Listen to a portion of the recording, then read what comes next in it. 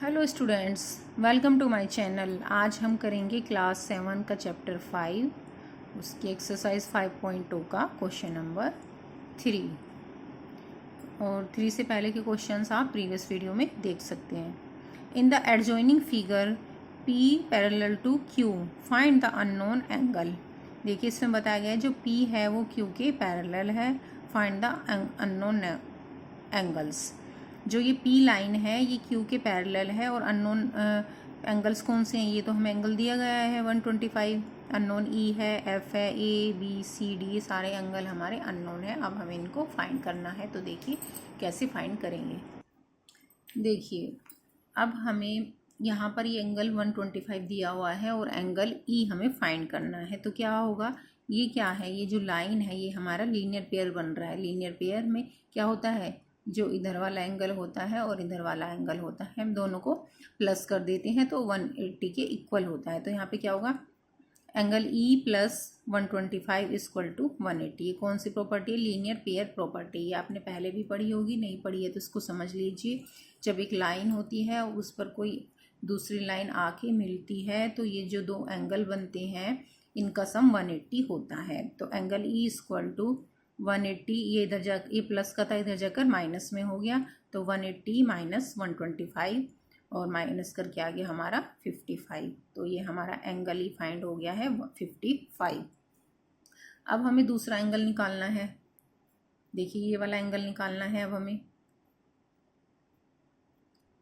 Angle F। तो क्या होगा, देखिए ये दोनों एंगल क्या है, एंगल E और F दोनों वर्टिकली अपोजिट एंगल है। वर्टिकली अपोजिट एंगल कैसे होते हैं, ऐसे जब दो लाइन ऐसे कट कर रही होती हैं, जो सामने सामने के एंगल होते हैं उन्हें वर्टिकली अपोजिट एंगल बोलते हैं। तो एंगल E F ये बराबर होता है और जो ये वाला एंगल है ये वाला, ये इसके बराबर होगा।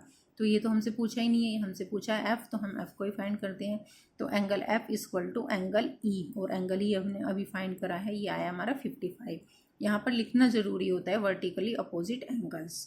तो एंगल F इक्वल टू आ गया हमारा 55 डिग्री। अब हमें फाइंड करना है angle D।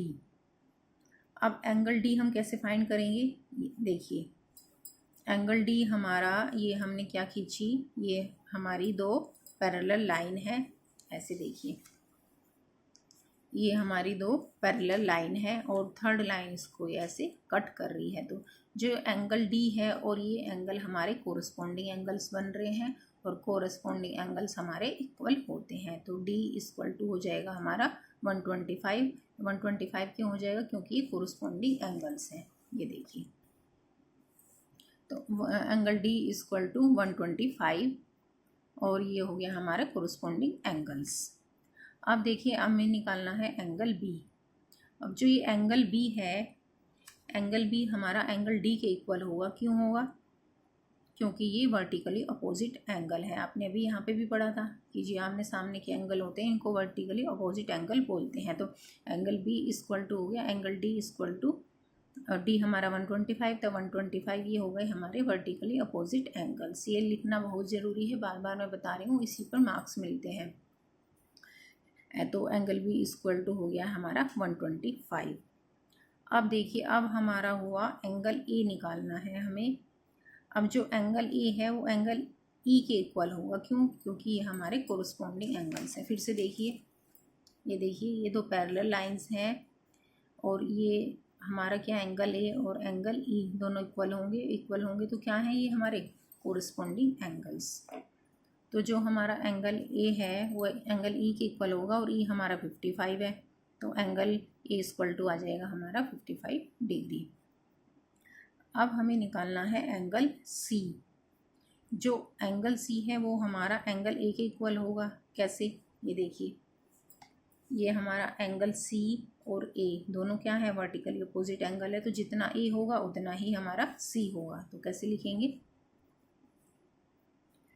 Angle C equal to angle A, और एंगल A हमारा 55 है, ये है वर्टिकली अपोजिट एंगल्स। तो एंगल C हमारा आ गया 55 डिग्री। तो हमने जो भी एंगल सारे निकाले उनको लिख लेते हैं। Hence angle A equal to 55 degree, angle B equal to 125 degree, angle C equal to 55 degree, angle D equal to 125 degree. Angle E equal to 55 degree और angle F equal to 55 degree. ये हमारा answer आ गया। I hope आपको ये question समझ में आया होगा। Thank you.